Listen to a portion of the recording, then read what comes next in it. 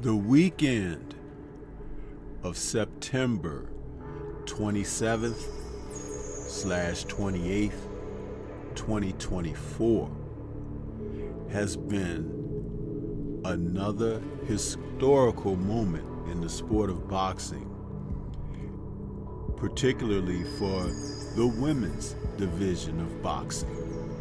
And out of this weekend, we've seen 3 major fight cards that promoted the ladies of boxing, where on Friday night we had Alicia Baumgardner taking on Delphine Persoon.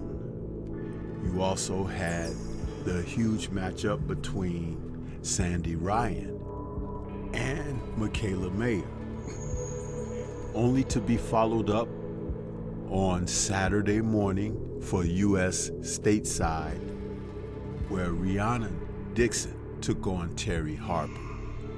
This is what boxing is becoming, where we can see across the sexes, the division of the sport is thriving and growing. Let's talk about these fights and what may be on the horizon next as we continue to watch boxing.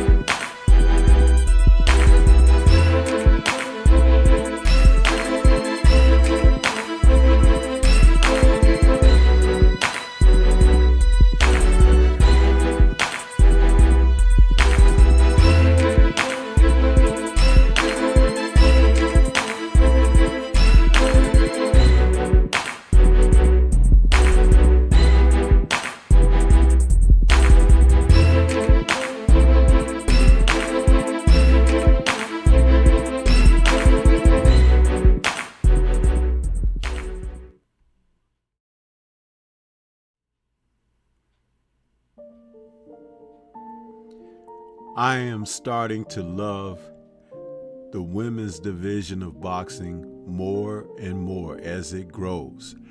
And kicking it off this weekend, fight cards stateside, where we saw Alicia Baumgardner taking on Delphine Persoon. Now, this was a card that a lot of people could have had access to as long as you were watching your TV apps. It was available, I believe, on Roku, and the fight took place from Lux Studios in Atlanta. Baumgardner, the undisputed super featherweight champion, and former challenger Delphine Persoon from Belgium, locked it up. But this fight, even though a lot of people may not have been aware of it, it was Baumgardner's first fight since July of 2023, when she last took on Christina Leonardatu. She had a suspension for testing positive for a banned substance, but she was not stripped of her titles. So she came back against Persoon in a very tough fight for herself, because Persoon is a fighter who has brought a lot of experience and now has a record of 49-3 up against Baumgardner's 15-1. But there's a huge age difference between the two ladies, as Persoon is approaching 40, being 39 years of age. And she has fought some tough battles. This fight ended up being declared a no contest after a severe clash of heads in the 4th round over Pursoon's right eye after the two combatants fell into a clinch, and it was incidental. However, Baumgardner opened the fight very strong behind a sharp, snapping jab and powerful punches, and it was a right-hand, left-hook combination that found Pursoon's temple and made her touch the canvas with her gloves in the 1st round, giving Baumgardner an early lead on the fight. And it didn't appear that she was going to let it back, because when the 2nd round began, Alicia did continue to put on the pressure for Pursoon, who seemed to be a couple of steps too slow. Now, mind you, I mentioned that Baumgardner was working behind a snappy left jab. She seemed to be prepared to let her hands go with combinations. But one of the things that I'm noticing about her is her stance. Her feet are spread just a bit too far apart, and she has a tendency to raise her chin. She doesn't get her head off of center line when she's punching, but she's athletically superior to most of her opponents up until this juncture. But that can come back and cause her some issues against a more polished athletic fighter. Now, being declared a no contest, both ladies were very disappointed, and they have to make decisions about what their next moves will be. I'm sure Baumgardner will just go on to the next opponent. As far as Pursoon, she's going to have to decide whether or not she wants to continue her career, because she is an elder stateswoman at this stage and juncture in her career. So we'll have to see what happens with that. Now, the other fight that really took place pretty much the same time, where we had Sandy Ryan, WBO welterweight champion, taking on former super featherweight titleist Michaela Mayer. This fight headlined an ESPN card, which saw the return to the ring of young hopefuls Xander Zayas in one bout that was featured as the co-main, and also Bruce Shushu Carrington opening up the card. Now, I have to say this. There was drama leading up to this fight, whereas Ryan was attacked on her way leaving her quarters to the stadium. Some person jumped out on her and threw paint on her. They just showered her with this red paint. It was like an attack that had Ryan pretty shook up. Thank goodness it wasn't a physical attack of a weapon or something, but she was definitely visibly shaken behind this, and was advised by her trainer that she shouldn't go through with the fight. But being the champion that she is, she wanted to fight the fight. When asked about this, Michaela Mayer expressed sorrowful sentiment, but she says that if they think that it has anything to do with her and her camp, they're sadly mistaken. And it was something that they're there to fight, so we have to get this behind us and just fight. There's a way to look at that response from Mayer, and there's a way to look at what appeared to be the accusations of the Ryan camp.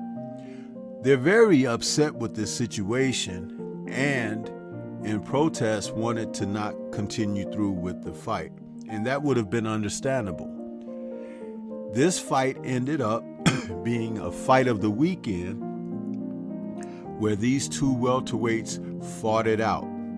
Now, Mayer has had some issues in her career where the couple of losses that she suffered, one against Alicia Baumgardner back in October of 2022, and then more recent when she dropped her decision to a split decision to Natasha Jonas back in January of this year. The split decision loss to Natasha Jonas, I thought, should have been a decision victory for Mayer. She seemed to correct some of her issues with the split decision loss with Baumgardner by actually fighting through the latter portions of the match against against Jonas, and seemingly to me pulling out rounds. But that fight was fought in the UK, and Jonas is a homebred girl that they really love over there, and she just seemed to get that bit of home cooking. Okay, no, never mind. Mayer readily accepted this opportunity to face Ryan, and they have something historical going on behind the scenes where I believe that there was parties that worked with Mayer are now working with Ryan. And Mayer hasn't taken too kindly to that because she wasn't informed by Ryan that that was what she was looking to do. At the end of the day, it's all about nothing, because there seems to be no loyalty in the sport of boxing anyway. So that's just more fuel for the fire for competition and opposition. This fight between Ryan and Mayer was straight action going forward, where you could see the true welterweight in Sandy. She was a bit stronger than Michaela, but Michaela had learned from her experience bouts against the likes of Jonas and Baumgardner. And there was also a fight that she had fought when she fought Maiva Hamadouche back in November of 2021. Now, in that fight, Hamadouche was a fighter who had a high engine, nonstop, and Mayer had to pull out the stops to go after her that way and return that same fire and intensity, and she did it successfully. So coming in against Sandy Ryan, she knew that she was going to have to fight at a different pace and maintain some of that toward the later rounds, and she did exactly that. I actually had Mayer winning 8-2 in a very competitive fight. Now, it was not a close fight according to the scores that I had. However, it could have appeared to be a close fight because it was very competitive. You see, a lot of times when the announcers are calling fights, they're pretty much speaking up for the fighter that's either the champion and with their network, or whom their network seems to have a viable interest in. And this remained the same with Top Rank Boxing and how they covered the fight. And I wasn't a fan of how they spoke of Ryan doing things that she just wasn't doing in the fight. She didn't use enough of a jab, but she was going after Michaela with power punches. She was running into Michaela's jab a lot, where Michaela was punching off of angles, stepping to the side, stepping back, and running the shots off, and she was catching Sandy coming in. Now, they're both orthodox fighters, and Michaela seemed to be catching Sandy like she was almost in a southpaw position, because her lead rights from time to time when she was stepping out to her right was causing Sandy a lot of problems. But yet and still, Sandy got in her pound of flesh. As I said, it was highly competitive, and it was something worth checking out. This is the way boxing goes. A lot of times, fighters just don't compete they will wait for the judges to try to do something for them or whatever, and they end up disappointed when they end the fight knowing that they still had enough in the gas tank to get off, but they didn't do what they needed to do technically. And here, that's where Michaela showed experience from her setbacks in previous fights. She stepped it up in the later rounds. She made certain to finish strong and finish first in those circumstances. And that's how I feel that I ended up giving her the bout. And she finally won her title in a second weight class. And I am happy to see that. There could be a return match between these two. You know, the way that the zone works in Matchroom with fighters like Sandy Ryan, they'll want a rematch and probably want it in the UK or something. Who knows? But look for that to happen. I will say this.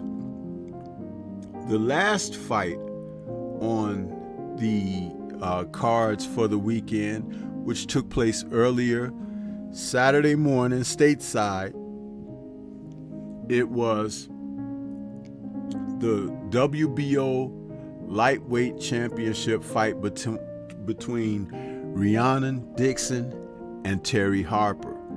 Now, these two ladies headed up another fight card that they were the main event. Again, I said this harkens back to 2022 when in October of that year they had this huge fight card which was all women.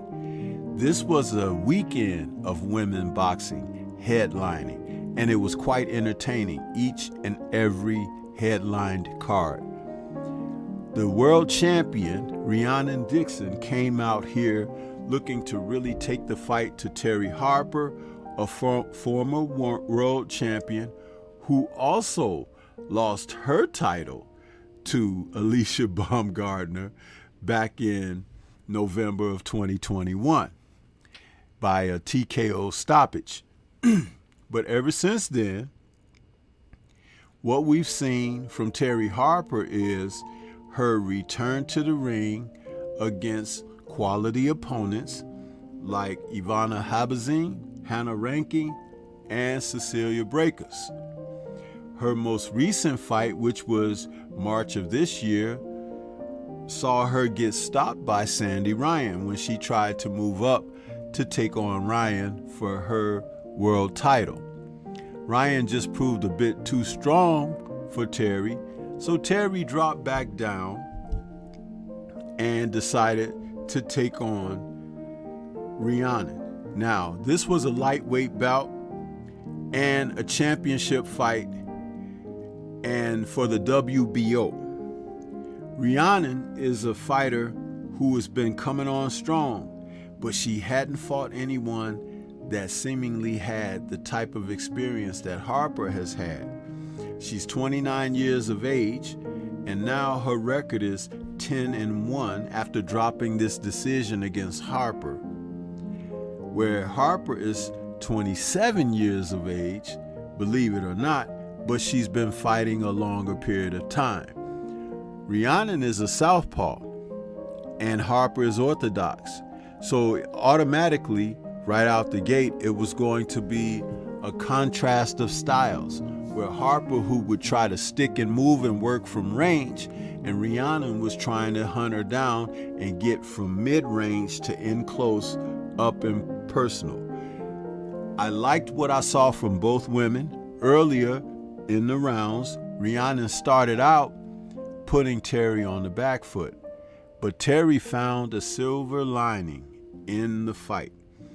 What she was able to do is exploit the fact that her experience fighting tougher fighters, stronger fighters, bigger fighters allowed her to do some things that maybe not going in the Dixon camp were prepared for.